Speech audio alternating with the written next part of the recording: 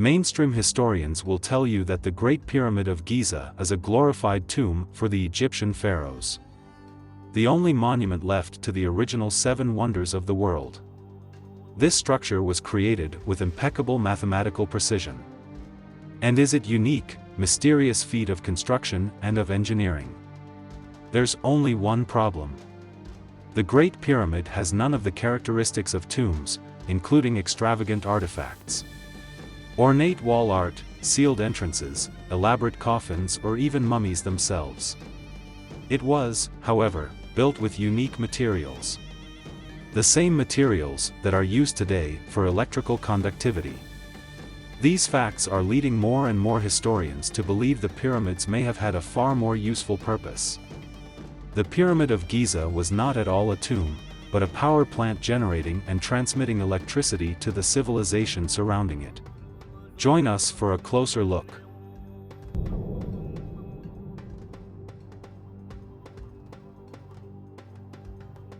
To start, it's important to comprehend the tremendous effort that went into creating these monuments.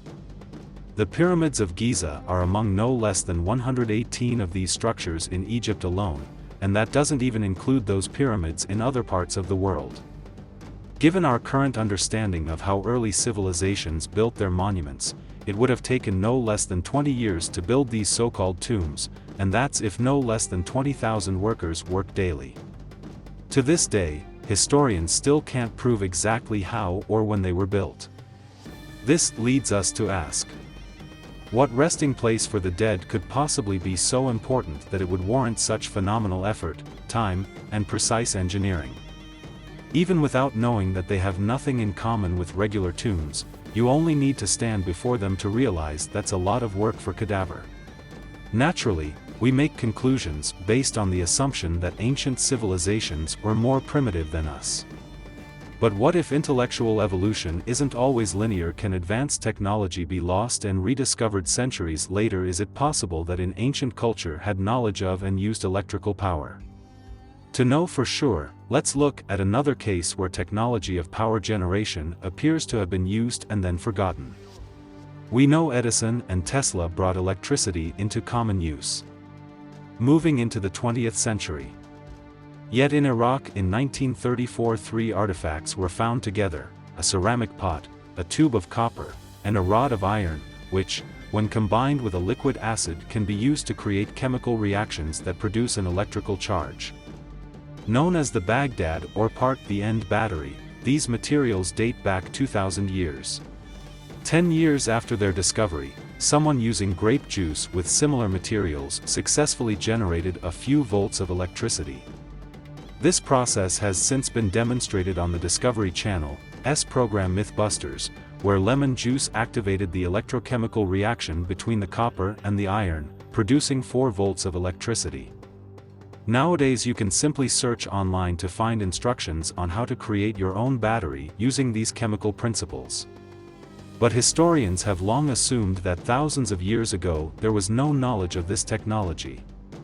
That this archaeological find is mere coincidence, even though we've long marveled over artifacts with intricate gold plating which requires electricity to be created. Quite simply, energy generation happens as a result of simple chemical properties and can be done by anyone with 4 basic materials. So here are some important facts about the structure and the materials of the pyramid. For starters, it contains angled tunnels, which lead not only into the pyramid, but deep underground to areas claimed is still to be unexplored. What tomb needs a shaft directed into the earth? We also know that centuries ago there were enormous swivel doors that weighed no less than 20 tons, but miraculously it was so well engineered it could be moved to enter with a push of a hand. Since no Egyptian tomb has ever been found to be deliberately accessible. What was their interest in continuing to visit the mummies, or could such a door have served the purpose of perhaps containing and insulating the space inside? Though you'd almost never know it, the Great Pyramids of Giza were once covered in white polished limestone. Referred to as casing stones, the cuts made in this reflective stone were angled perfectly so it would have a smooth, flat appearance. This would have made the giant structures brightly reflect the light of the sun, like a mirror. It also would have made perfect insulation inside the structure. A large earthquake in 1303 disrupted the casing stones, and they were removed to use on other structures. Today all that remains is the inner core of the pyramid. The image of the incredible amount of light that would have reflected from the monument raises curiosity, as does the reason for the insulation. Was there a desire to draw attention to their dead, to keep mummies warm or cool, or perhaps something else? Next, the material dolomite was used on the inner surfaces. Dolomite is known to increase electrical conductivity directly relative to the amount of pressure on it. High pressure creates more electrical current. Next, lining the passageways and underground tunnels of the pyramids is granite, which is slightly radioactive. Granite contains high amounts of quartz crystal with metal, and it's a well-known conductor of piezoelectricity. Piezoelectricity occurs as a result of stress or pressure on the quartz, as demonstrated by the wrist watches, which can be charged simply by rapidly shaking them. This granite actually ionizes the air inside the pyramid, creating a chemical reaction, which again increases the conductivity of electricity. When such electrons are given the chance to bypass sections of rock via metal wire, quite large currents can flow. Another important material used to construct them is the mysterious mortar. 500,000 tons of it, which holds the giant stones in place. Though it's been analyzed many times, modern technology has yet to exactly recreate this gypsum, which comes from sediment. This gypsum can withstand tremendous pressure and, astoundingly, is even stronger than the stones themselves. Clearly it's contributed to keeping the monument intact for thousands of years, but could there be another reason why they used a material which could withstand such high pressure, so limestone? Dolomite granite, supposedly constructed for a tomb, are in fact analogous to the exact materials we use to make electrical wires. They also share our relationship with pressure, which increases their electrical conductivity. Just northwest of the Great Pyramid is the Serapeum. Here there are 20 huge granite boxes, each weighing 100 tons. Classic Egyptologists say these are coffins. Yet the granite here came from 500 miles away. In each box is so large and so heavy that there's no possible way it could fit through the existing tunnels and entrances. His supposed sarcophagi were therefore somehow built into the structure with such precision. They're within a 10,000th of an inch of being perfectly flat.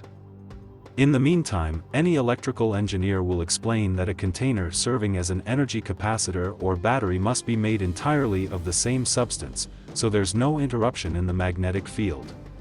Could these boxes be just that? If so, there's a centuries-old granite sarcophagus on display in an Egyptian museum that's thought to be unfinished. Unlike those in the pyramids, this one is cracked, suggesting that perhaps it wasn't unfinished but simply abandoned because the crack which occurred would have interrupted the magnetic field, permitting it from successfully serving its purpose. So there is clear evidence to support the possibility of an electrical use. Since these supposed sarcophagi are clearly way too large for a human being, the accepted theory is that they were, believe this, bull coffins for the pharaoh's prized bulls. Makes you wonder who came up with the bull coffin theory. To add to the mystery, in 1993 a mysterious and inaccessible room was discovered after remaining hidden for thousands of years, appearing to have deliberately been concealed by the structure's engineers.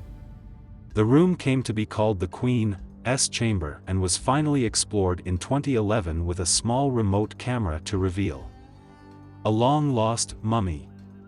Hardly it contained carefully crafted copper wire, and more importantly, there were instructions painted as symbols onto the floor, which appeared to show a clear wiring diagram. Look at any battery from those used in large power plants to the smallest pellet batteries in wristwatches, and you'll see that they require a metal such as copper to create the chemical reaction known as potential difference. You can run an electric current through copper wire and the coil will produce a short-range magnetic field. Add a second coil and the power is transferred from one point to the other. A windowless room with copper wirings could create a higher potential on one wall, which transfers energy to the lower potential on the other wall, consequentially releasing electromagnetic energy into the confined space of the so-called Queen's Chamber. Sadly, these wires have since disappeared entirely, and mainstream Egyptologists claim there's no functionality whatsoever to this room. As they also claim there's no functionality of anything in this structure beyond the ways it serves as a tomb. Good place to note, however, that the foremost Egyptologist, Zahi, who was indicted for theft of Egyptian antiquities. It could still be argued that the electrical materials used to construct the Great Pyramid are simply coincidental. Because an energy generator still requires a catalyst from another source. Perhaps then this explains why the pyramids are geographically located over a powerful natural generator. Underground rivers and aquifers' physioelectricity could be harnessed from the power of the current as the water flows, and it has been proven that thousands of years ago the Nile River passed directly by where the structures now stand. Of course, this brings in a debate about the age of the pyramids themselves, along with the weathering on the nearby Sphinx, indicating that the monuments are actually double the age they're currently assumed to be. Perhaps that would explain why there's no mention of the pyramids or their creation in any of the Egyptian writings.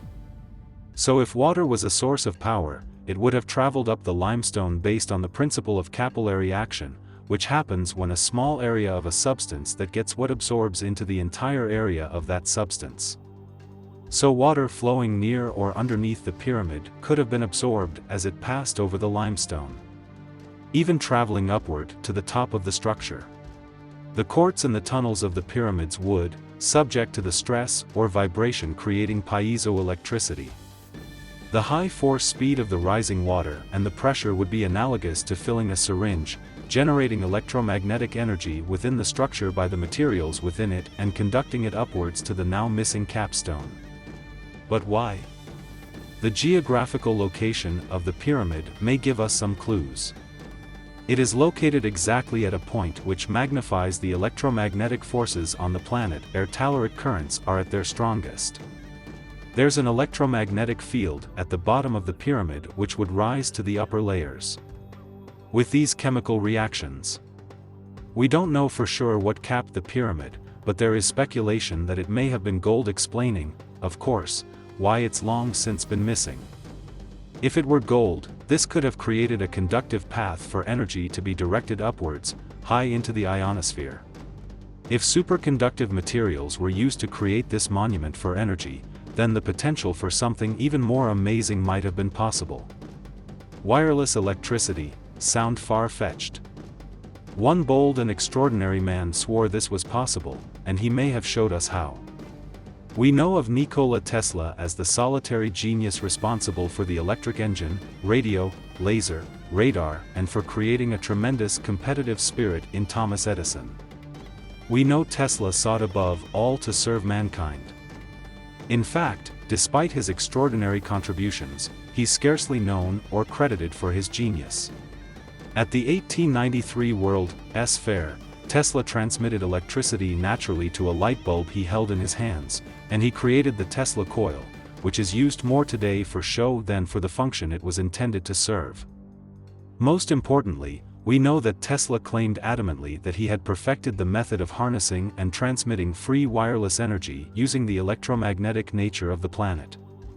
In a patent Tesla file in September of 1897, he claimed that at 30,000 feet altitude there's a stratum of rarefied air that would conduct electric currents at high voltages.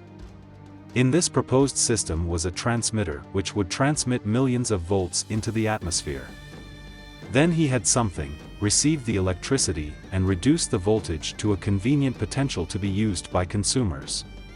In an experiment, the last week of July in 1903, nearby residents claimed to have witnessed Tesla successfully conduct his experiment at the Warden's Eiffel Tower, while Tesla himself, sharing his new method of conductivity, said that it lit up the night sky as if it were a giant fluorescent tube. It's even been said that he successfully wirelessly transmitted pictures and sounds. Though all of his work has been mercilessly destroyed, this cannot be proven.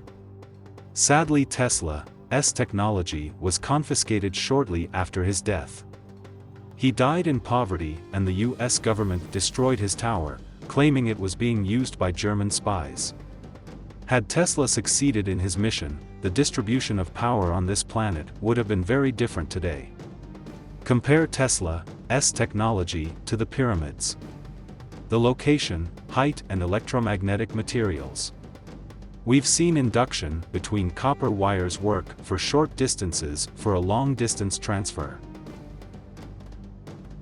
The same principle can be applied, and acoustic energy is converted to kinetic energy and the frequencies match, the way an opera singer can shatter a glass when the sound wave he is singing matches the resonant frequency of the glass. So if there's a magnetically oscillating current, and you create a second possessing same frequency, the wireless transmission can pass through solid materials, and through long distances, the frequency which would have been released from the pyramid would have to have been matched in the surrounding area. Perhaps this would explain the obelisks. The tall monuments which could be acting as receivers, particularly if there's a quartz stone at the top of them. This would also explain the ancient carvings in Egypt, which so clearly indicate light sources. It's boggling to think anyone would even argue it. In the Hathor Temple, the gender light is one such image. It perfectly resembles modern electrical technology, showing a wire inside of a bulb-like area and a box which appears to be a receiver across. From this carving is a similar image, but the system appears to be falling into the hands of a reptilian-looking being, as though it's a warning of the potential to abuse this technology. Mainstream historians scoff and make more primitive conclusions, but still the pyramids show no sign of soot from flame torches. Instead, there are multiple carvings which show these antenna-like objects that appear to be a transmitter. Near another object shaped like the famous symbol the anch, which appears to be the receiver. Given all this, it seems so much more believable that the Great Pyramid functioned using the same principles and conditions as Tesla sought to demonstrate, that they conducted and directed electromagnetic energy into the ionosphere, where it generated and transmitted electricity wirelessly to receivers within the civilization. We've long believed that the pyramids were just tombs, but this theory raises more questions than it answers. Why do they have nothing in common with other tombs? Why do you need construction materials made to build it, including the very materials required for conducting power? Why the oversized granite box is proven to have never contained any mummies? Or the ones that are clearly too large for humans?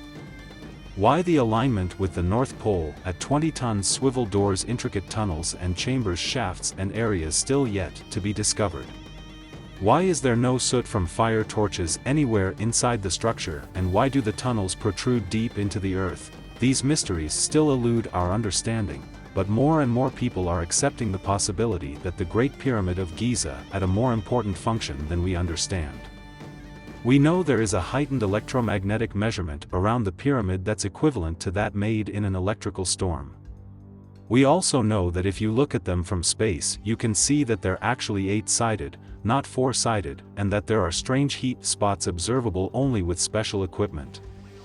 They have unique electric materials, including copper, and a design that suggests high pressure and water power. They have a powerful magnetic structure and placement over the tellurate currents.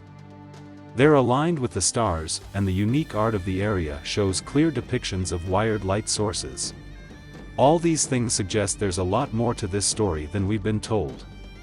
All these circumstances make the likelihood high that the pyramid was created to be a compact energy generator and a broadcasting system that transmitted electricity wirelessly. The implications for this understanding of electrical power by an ancient culture is huge. Would rewrite history as we know it. Do you think that free energy could be transmitted wirelessly around the world, and whether or not you do believe that? Do you think that if it really could do that, we would actually know about it,